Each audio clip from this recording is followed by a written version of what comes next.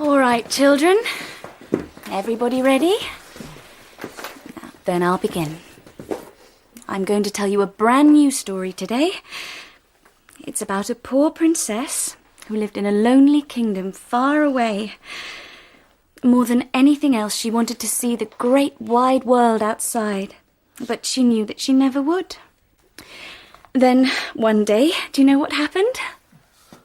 A handsome prince came riding into the kingdom. Yes, he fell in love with the poor princess, and she fell in love with him. And he said, "Come away with me to my land and be my wife." And she did. And the princess and the prince lived very, very happily, forever and ever after. Isn't that a wonderful story?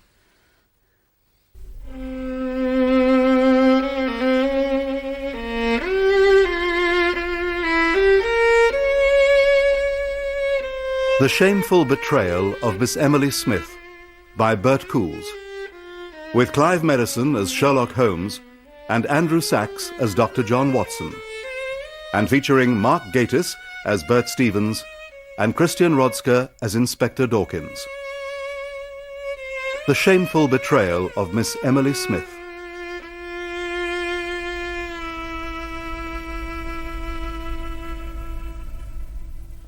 Tell me your name. You know my name. This is for the official record. Your name. My name's Bert Stevens. And you're the odd job man at the school in Pengate. Well, not anymore, I imagine. Just answer the question. Yes, I am. Was. You worked with Miss Emily Smith. Of course I did. Why do you keep asking me questions when you already know the answers? All right. Here's a question I don't know the answer to. Have you ever killed anyone before, or was this your first time? What do you make of these? What are they? They arrived in the morning's post, examples of contemporary art. This one first, I think. Landscape. What is it, chalk and charcoal? Well, decent quality anyway. What's that in the snow? As usual, you penetrate straight to the heart of the matter. The second drawing gives a closer view. Thank you. Oh, someone lying down. And finally, closest of all, the highlight of the collection, sensitively titled A Study in Frozen Death. Ah. Well, I can see why they appeal to you, but I'm not sure I want them over the mantelpiece. What do you make of the footprints? This single set leading to the body, they're meant to be hers, obviously. And? The second set goes up to the body and then away again. Presumably they're meant to belong to whoever stuck the knife in her chest. Chisel. Oh, chisel, then. I still think it's a macabre set of pictures. Where did you buy them? That's a perfectly reasonable question, given what you know of my taste in art. But as it happens, I didn't buy them. They've been sent by one Detective Inspector Geoffrey Dawkins of New Horton in Kent. He asks for our assistance with, and I quote, "a most extraordinary and baffling crime." These are pictures of an actual murder. Drawn from life, or lack of it. Oh, please. It was committed 2 days ago and captured for posterity by an enterprising local artist. I can't see anything baffling about it. Because I haven't yet given you all the facts. Well, what is it you haven't told me? That second set of footprints, the ones that come from the opposite direction. What about them? Well, you've already remarked that they go up to the corpse and then away again. Well, yes, it's obvious. But what isn't obvious is that they were made by the man who found the body. But that means... Exactly. But he and his wife swear that when they first saw the scene, the snow was completely undisturbed, except by the dead woman's own footprints. It was the stab wound that killed her? Without question. A suicide? She left no notes, and the idea is unthinkable, according to the inspector. Oh? Well, he doesn't elaborate, but self-stabbing to the heart isn't exactly a common method, at least not this side of Japan. But she's in the very centre of the field. You see the problem? With a wound like that, she could only go 2, maybe 3 steps before she collapsed. So the fatal attack must have happened more or less where she fell. She walked into the open field, leaving her footprints in the snow. And then someone murdered her. But left no footprints at all. A most extraordinary and baffling crime. To an official detective inspector, at least. This thing's as sharp as a scalpel. Observation of details. Very good. Mr. Holmes would be proud of you. What a pity he's gone home and can't see how well you've learnt your lessons. He'll be back for the trial. Oh, and you're looking forward to telling him how clever you've been since he left. There's no point in having tools if you're not going to treat them properly. You know about tools, do you? Of course. I need them for my work. Hammers, screwdrivers, saws. Chisels. Oh, yes. Chisels are especially useful. Mr. Holmes, an honour. Inspector Dawkins. And Dr. John H. Watson. Inspector. Oh, I'm a great admirer of your writing, Doctor. Never miss a Strand magazine. Oh, very kind of you. The case, Dawkins. Have there been any new developments? To be honest, Mr. Holmes, I'm afraid I've brought you down here for nothing. The fact is, gentlemen, I have the killer under lock and key. Oh, good work, Inspector. Thank you, Doctor. You have a confession, Not yet. but then you have proof. Well, not only is the murder weapon this man's property, he was seen having a blazing row with Miss Smith, with a dead woman, 2 days before her death. And that's the whole of your case. Well, I'll get more. So you're quite certain of this man's guilt? Yes, I am, Doctor. I've dealt with a good few murderers in my time. They all have something in common. Something in their eyes that says they're capable of taking a life. This man's got it too. I didn't kill her. How many times do I have to tell you? You've got no right keeping me here. I've got every right. You've got no proof. You can't have. Why are these two here if you can prove it? Mr. Holmes, hasn't he sent for you to find his proof for him? Tell me about your argument with Miss Smith. You won't find any proof. I didn't kill her. Mr. Holmes, you've got to get me off. The argument, Stevens. It wasn't an argument, just a disagreement. What was it about? She was keeping something from me. Did she normally confide in you? Oh, yes. She was my friend. A school teacher and an odd job, man. It didn't matter to her. She wasn't like that. She used to enjoy talking to me. Until recently. She changed. She was secretive. Something was worrying her, eating away at her. I told her I wanted to help. What did she say? She told me she didn't need my help. She'd sorted everything out for herself. I've got witnesses who heard raised voices. She was short with me. I'm afraid I forgot myself. Shall I tell you what really happened? You've already told me. I think you made advances to her. No. I think those advances were unwelcome. She put you in your place and you didn't like that, did you, Stevens? I would never have done that. Never. Dawkins, you have no case. This tea is disgusting. I've got enough. And he'll cough, you'll see. Tell me about the dead woman. That's not easy. Oh, why not? Because Miss Emily Smith was a retiring sort of person. Well, if it didn't sound so insulting, I'd say she was almost anonymous. What about her family? Her friends? Her family were local people. They're all dead now. And she wasn't anxious to make friends. No admirers, no fiancé. So it seems.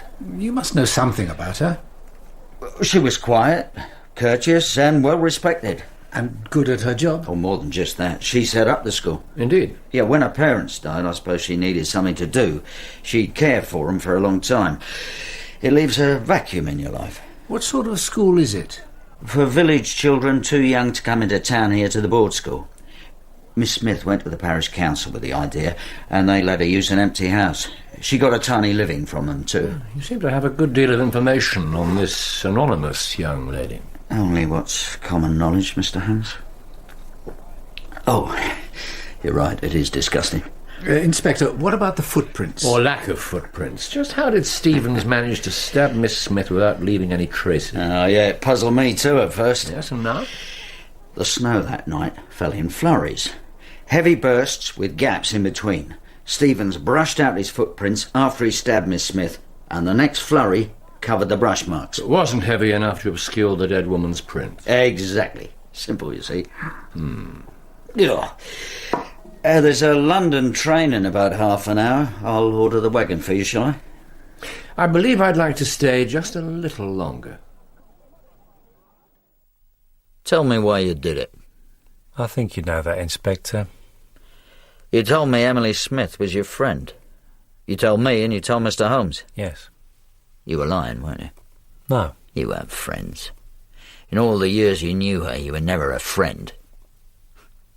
Well? I never said I was. I said she was my friend. But you felt very differently about her. There, you see. I knew you understood. You of all people.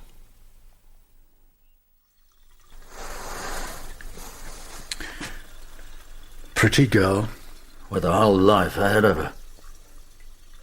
Those sketches show her wearing a nightgown with a coat thrown over it. Are they accurate? Yes. Lawrenson, that's the artist, makes something of a fetish of being accurate. Better than a photograph, he A says. coat over her shoulders and boots on her feet. It wasn't clear from the drawing, but I assume the boots weren't buttoned. No, they weren't. How did you know? Who'll do the post-mortem? The official police surgeon from Dover. He's coming over this afternoon. Bit of a formality, really. Well, perhaps we can anticipate his findings. Watson, would you take a look? With your permission, Inspector. Yes, of course. She told me about you, you know. All about you. She felt sorry for you. Did you know that? That was all. You couldn't give her what she wanted, you see. There was one thing she dreamed of more than anything else in the world. But you couldn't give it to her. Could you? Me? No. No, of course I couldn't. My dear Inspector, it's a capital mistake to allow personal feelings to interfere with your investigation. What do you mean, personal feelings? You knew this woman. You cared for this woman. You've demonstrated the fact in a dozen ways. How well did you know her, Inspector? Not that well, actually. There was a robbery at Pangate Church. Petty hooligans down from London with the hot pickers. I met her then. We fell to talking. You had something in common. Your parents had died. You were both alone in the world. I gave that away too, did I? Well, I suppose I shouldn't be surprised.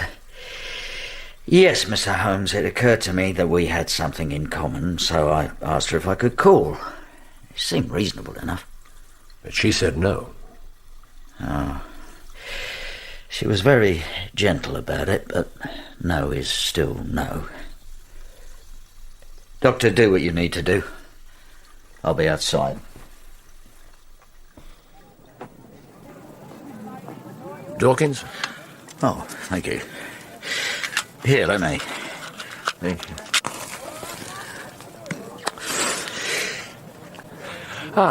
Doctor, what news? I was right. The blow went straight into the heart. Mm-hmm. No deflection from the ribs or sternum, and she was struck from directly in front. Directly, you're certain? Completely. Excellent. Is that significant? Almost certainly. Show me where the body was found.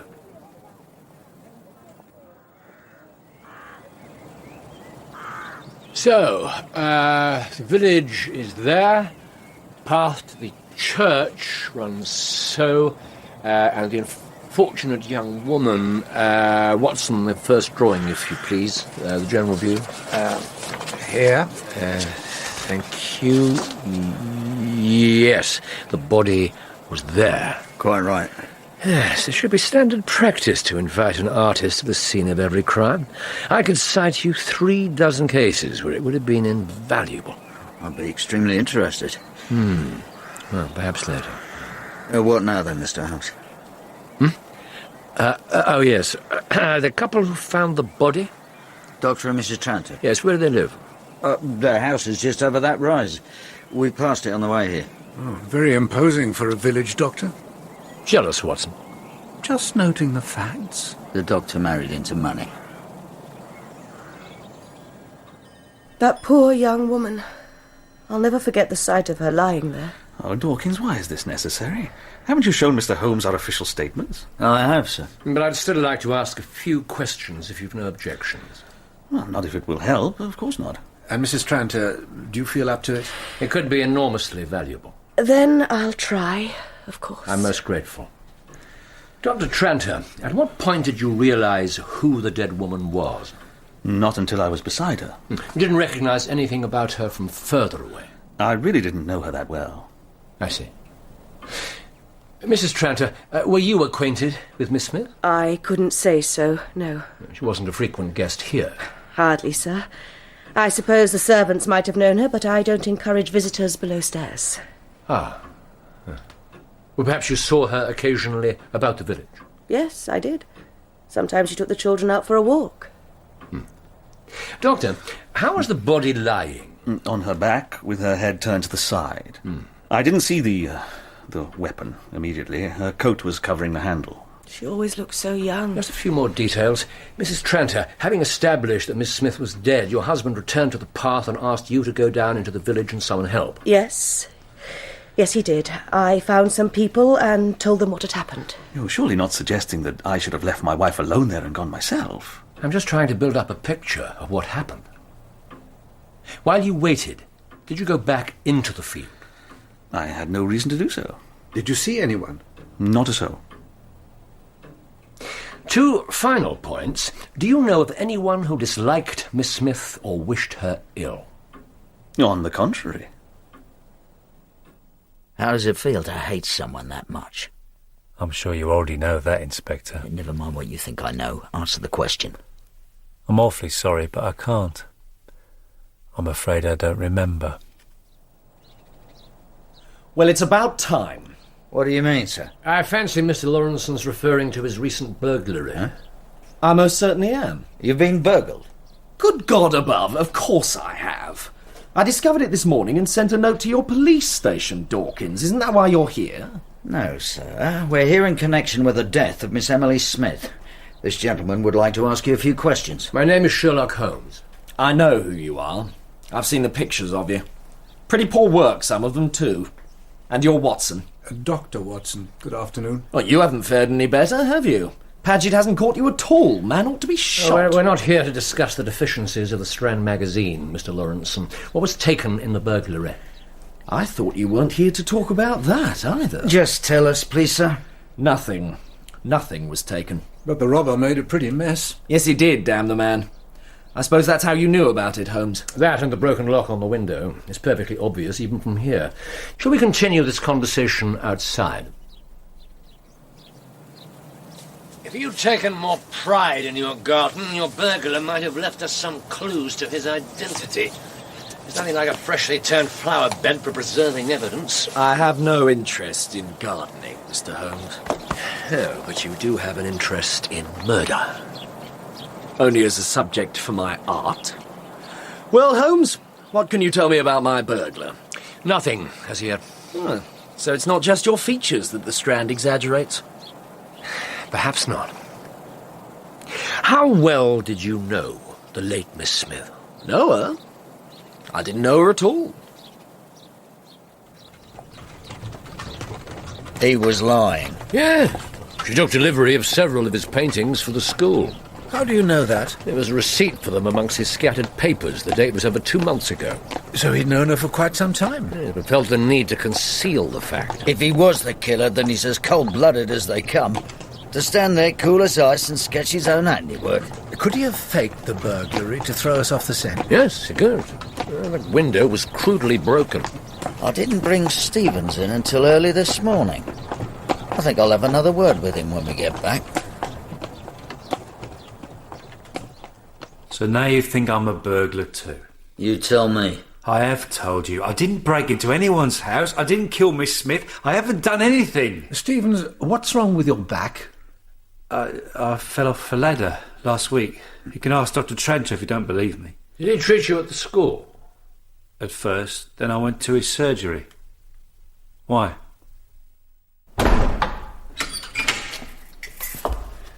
How much longer can you hold Stevens without formally arresting him? Just until tomorrow morning. Do you intend to charge him? No. I have to agree with you, Mr. Holmes. I don't have a good enough case. Well, don't be too downhearted. I rather think that Mr. Albert Stevens will be far more valuable to us at liberty than he would locked in your cells. What are you staring at? Stop that staring. Oh, don't be angry, Inspector. I didn't mean to offend you. I was just thinking. Huh? What? Thinking what? Thinking how much we have in common. Don't you say that. Shut up! But it's true. You wanted to do it too, didn't you? You wanted to do exactly what I did. Who else holds the key, Stevens? Miss Smith had one. Probably the school board too. What will happen to the place now, Inspector? Do you know? I suppose it'll have to close. Mustn't close. What about the children? Or maybe the board could find someone else to run it. Could that have been a possible motive? Someone wanted the position. She was killed for a job. Murders have been committed for less. Now, presumably she used one room as an office. Through there.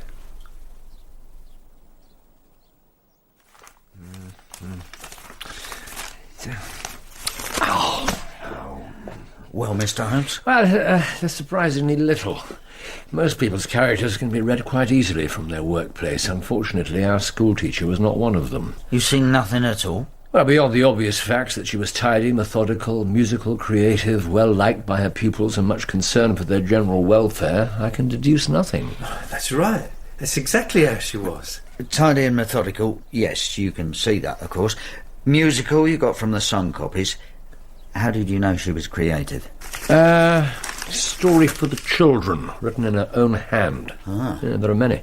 Yeah, she was always writing stories. Yes, and her love for her charges was reciprocated. Look at the affectionate nature of the paintings they've done of her. A concern for their health and welfare? It's a copy of a letter to Dr. Tranter, asking if he can arrange a regular visit. Yes, but none of this is important. Let's hope that her home proves more forthcoming. The villagers found the cottage unlocked on Sunday morning. Do you know if anyone went inside? Well, if they did, no one's admitted to it. I put a man to guard the door as soon as I could. So how long did you keep him stationed here? Until I got in myself. I went inside, found the keys, and made the place secure. They were on a hook in the hallway, so I didn't have to disturb anything at all. Ah, yes, that's excellent. Have you been in here before, Stevens? Of course not. Well, I thought you were friends. She was my friend. But she never invited you here? Well, she liked her privacy. Indeed. There are several points of interest in this hallway, wouldn't you say, Sir Dawkins? Well, well, just stay here, if you please, while I examine the main room. Ah, yes, this is better. We shouldn't be doing this. It's like a violation. Don't you want her killer brought to justice? This is all wrong.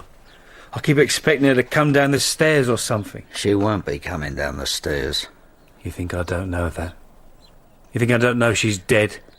I know it. Yeah, and so you damn well should. I didn't do it. How many times? Is that why you brought me here? You think I'm going to break down and confess? No, that's not why you're here. Then why? Because Mr. Holmes thinks you can help. Help? How on earth can I help? By telling me where she was planning to go. To go? What do you mean? Come through. I no doubt you observed the travelling trunk under the stairs in the hallway. It was brought into this room very recently, opened and packed. Now, why should she do that if she wasn't planning to go away? She would never have left the village. What about the children? We'll come to that in a moment. How do you know about the trunk? From the marks on the floorboards and the rug. Oh. The trunk was dragged in here, opened out, packed, and then unpacked in some haste and put away again. Why on earth would she do such a thing? She didn't. Miss Smith packed the trunk, but it was emptied by someone else. Someone who was strong enough to return it to the hallway without leaving any extra marks on the floor. I'm sorry, but I can't see that there's been any packing and unpacking done Yes, at all. remember how tidy she was. Yeah, how neat. It's perfectly plain that a good many items in this room are not in their proper places. Personal things, things she was planning to take with her. I mean, they're close, but they're not exact, because they were put back by someone working at speed and almost certainly under some emotional strain. Someone who wanted to disguise the fact that she'd been planning a journey. Exactly. So we now know 3 things of some importance. Firstly, Emily Smith intended to leave this village, possibly for good. I don't believe Secondly, this lady who so valued her privacy had a visitor late Saturday evening. Stevens? Not me. And lastly, this cottage was broken into, probably on Sunday night. Good God. A rear window was forced, the signs are unmistakable, and the window frame was extremely informative. Can you tell if anything was stolen? Not yet, but I don't believe so. Now, I think it's likely that this remarkable burglar broke in for the express purpose of unpacking that trunk. Now, Watson, these should interest you. Now, wait here, please. What are they, Doctor? Well, this one's a letter, finished and signed. It's to the school board. It's a resignation. So she was leaving. Why didn't she tell me? And this is older, I think. Looks like a draft for a story. Huh? A princess lived in a kingdom far away from everywhere else, where she had to stay because she was very poor. Her only friends were the children. Her only friends, dear God. And they loved her, and she loved them very much. Stop it. It's private. Then one day a handsome prince came riding into the kingdom and fell in love with the poor princess, and she fell in love with him. And he said, "Come away with me to my land and be my wife." And she did. And the princess and the prince lived very, very happily forever and ever after. Unfortunately, the fairy tale turned out to have a rather different ending. Watson, I can now answer your question. Something was taken, but it wasn't stolen. Mr. Holmes, please, no riddles. Patience, Inspector. He'll explain when he's good and ready. Dawkins, I'll tell you this much. This was a callous, cowardly, and despicable murder. You know who did it? Stevens. No. I suggest you go home. You have my word that Miss Smith's killer will be brought to justice. So, assuming you're right, and the story's autobiographical... The travelling trunk suggests as much. And there's the recent change in her personality, torn between her own happiness and the children in her care. Well, then, was it this mysterious lover who killed her? Or someone else who didn't want to see her leave? And in either case, how was it? I suggest that you ask yourselves a different question. What's that? Why did she die in that particular spot? Never mind the lack of marks in the snow. Why was she in that field, dressed as she was? Well, It'd be interesting to hear some more opinions of this singular young woman. I suggest we repair to somewhere more congenial.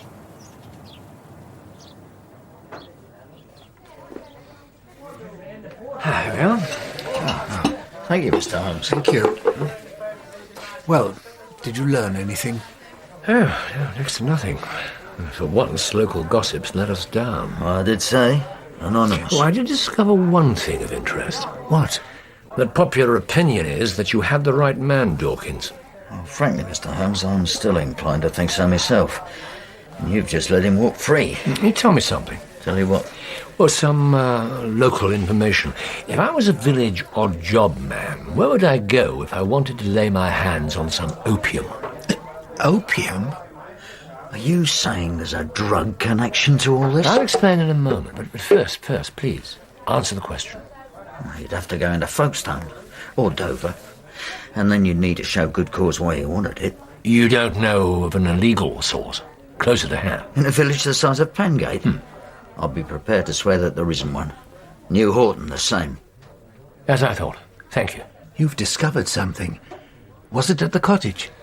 Yes. Take a look at this.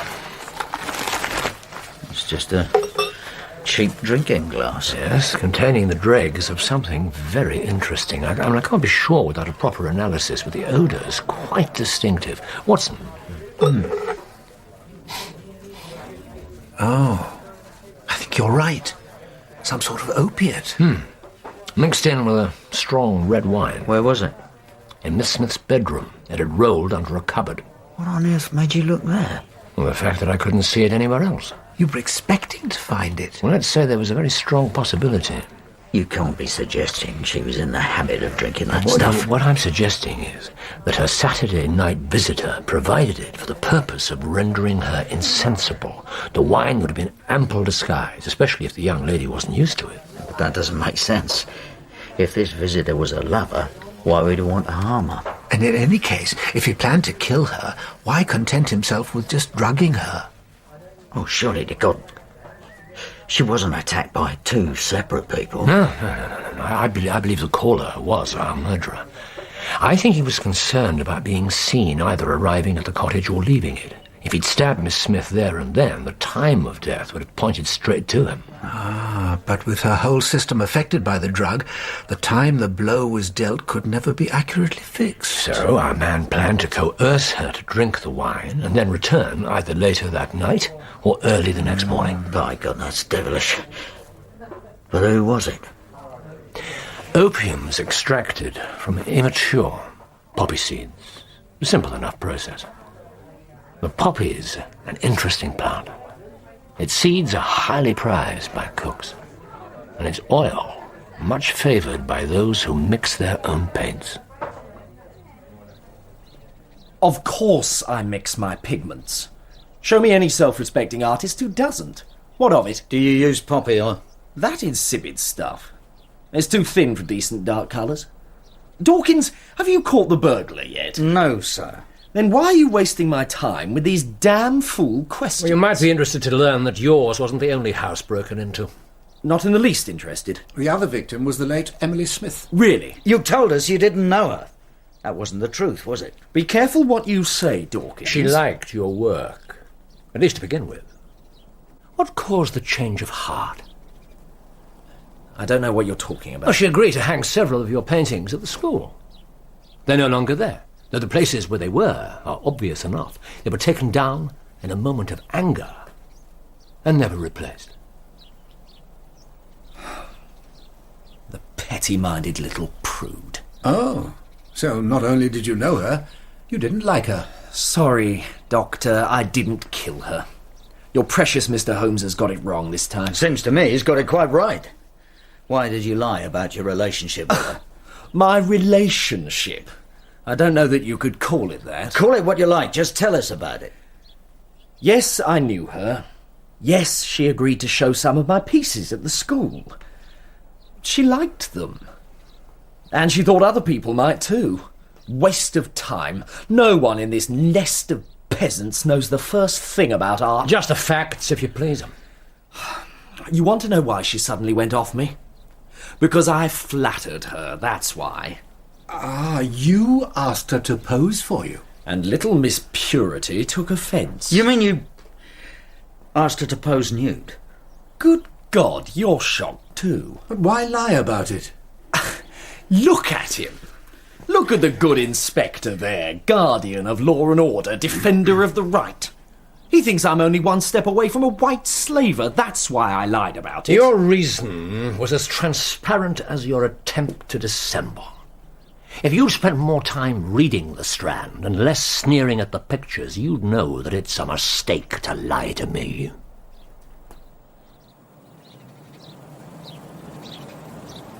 You didn't seriously think it was Lawrenson, did you? No. Yeah, but there were several loose ends I had to tie up. About his story? About his window. I wanted to take another look at the way it had been forced. I saw what I was expecting to see. So we're right back where we were? Oh, on the contrary, we progress in giant strides. I still don't quite follow this matter of the opium. Obviously the plan went wrong. Emily Smith was stronger than her killer thought. And she didn't succumb completely to the drug. No, she spent a fretful night, slipping in and out of consciousness. There's ample evidence in the state of her bed linen. And finally, this wretched woman, probably with no idea at all of what was wrong with her, staggered out of her cottage and into the field, where she met her end. Oh, dear God. She must have thought she'd been taken ill. Exactly so. And, naturally enough, she was trying to reach her doctor. Well, gentlemen, what can I do for you? You can help to clear up a few final points if you'd be so kind. I'd be happy to help if I can. What do you want to know? You said that Miss Smith was a patient of yours. So she was. You also said that you very rarely saw her professionally. She enjoyed good health. Rest her soul. Good health, quite. Her constitution was robust. I'd say so, yeah. That would be your professional opinion. Certainly. And is it also your professional opinion that you should have used a stronger concentration of opium in your claret? I beg your pardon? Well, it's certainly my professional opinion that you persuaded Miss Smith to drink quite heavily when you called on her on Saturday evening, a celebration to mark the start of your new life together. I've absolutely no idea what you're talking about. Was she flattered by your attentions, Tranter, the wealthy, well-established doctor interested in the humble schoolteacher? You promised her undying love. And something else as well, something that you correctly guessed would win her over completely. You promised her a wonderful new life, far away from this place with all its unhappy memories, and she believed you. You callous, cold-blooded bastard. Thank you to moderate your language, Inspector. And not to believe the ravings of this madman. How long did it take before she realized the truth, that she was nothing more than just a mild diversion, an escape from a life of respectability and routine? I think you'd better leave my house. And what happened then? Did she threaten to tell your wife? You killed her to save your marriage. Good. No, not just his marriage, his whole way of life. Power and position, wealth and respectability, hard things to turn your back on. You conceal it better than your wife does, Tranter, but you're just as much the common snob as she is. That's enough. You'll be hearing from my lawyers. The only way to prevent her ruining you was to convince her she was wrong, that you were genuine, and heaven help her. You succeeded. She resigned from her job. She tried to prepare the children with that story. And you called round with your celebratory drink to ready her for your final move. I imagine it was easy enough to hide the fact that you weren't actually drinking yourself while you made sure she took enough to knock herself out, except that unfortunately for you, she didn't. By God, you must have had a shock when you saw her lying in that field. Yes, but you thought quickly, and your new plan bordered on genius. You had Stevens' chisel in your pocket. You'd already stolen it to frame him, and under cover of lifting the woman up to see if she was still alive, you stabbed her to death.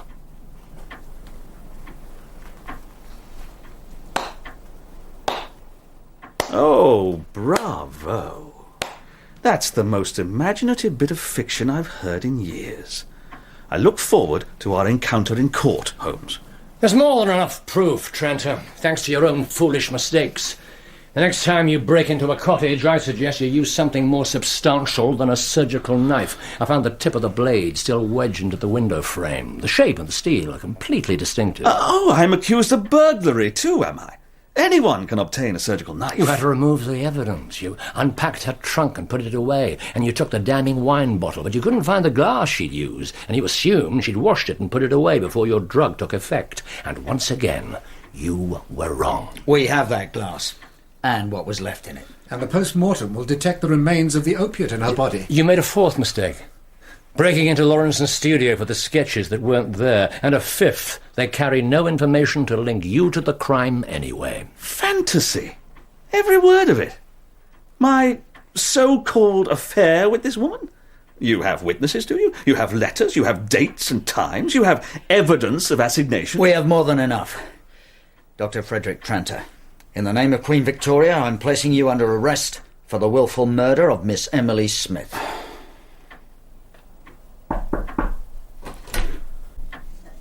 Frederick, I'm sorry to interrupt, but aren't you going to offer our guests some tea? Honestly, gentlemen, what sort of hosts must you think we are? No tea, thank you, Catherine.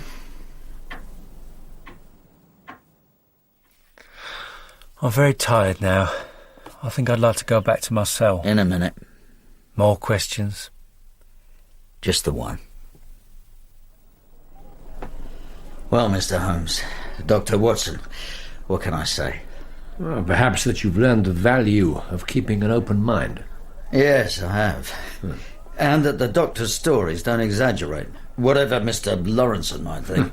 I've never found it necessary, Inspector. No, I can see that. We'll need you back down here for the trial. Oh, it's our pleasure. If I might offer one word of advice. Oh, I'd be grateful for it. Keep questioning the villagers. It won't hurt your case to have some concrete evidence that Tranter and Miss Smith were in the habit of meeting. I plan to do that anyway, Mr. Holmes. That's good, man. Yeah, this is going to be quite a business, I reckon, once the papers get hold of it. It could be something of a boost to your career, Inspector. I doubt it, Doctor.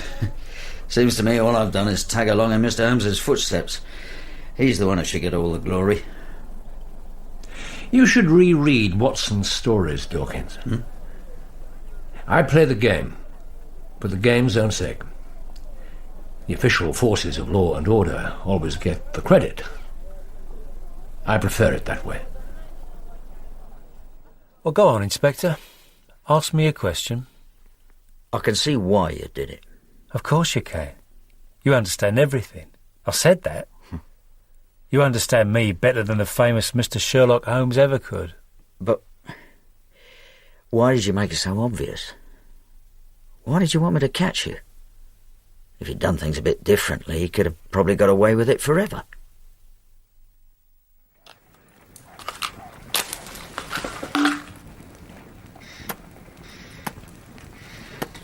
It was a telegram for you from New Horton. Yeah, it's probably the date of the trial. Yeah. Oh, that was a decent thing you did, letting Dawkins take the credit. Well, when is it? There isn't going to be a trial. What do you mean? See for yourself. Come on, Tranter, stir yourself.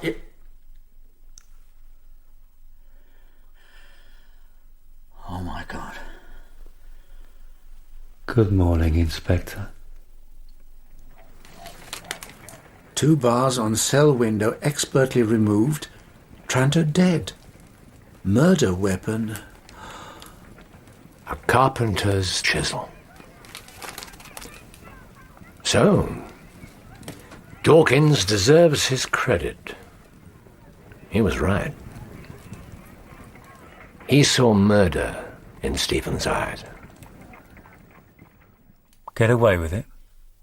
I didn't think about getting away with it. It had to be done, that was all. And I was the one who had to do it. It was for her. That was my job. Doing things for her. That was my job. I'd like to go back to my cell now, please. May I go back to my cell?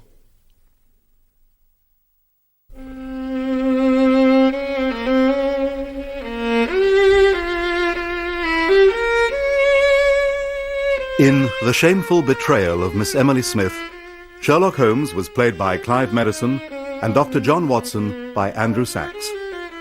Bert Stevens was played by Mark Gatiss, Inspector Dawkins by Christian Rodsker, Emily Smith by Jamie Barbakoff, Dr. Tranter by Philip Fox, Mrs. Tranter by Rachel Atkins, and Alfred Lawrenson by Chris Moran. The Shameful Betrayal of Miss Emily Smith was written by Bert Coules from a reference in the short story The Norwood Builder by Sir Arthur Conan Doyle. The director was Patrick Rayner.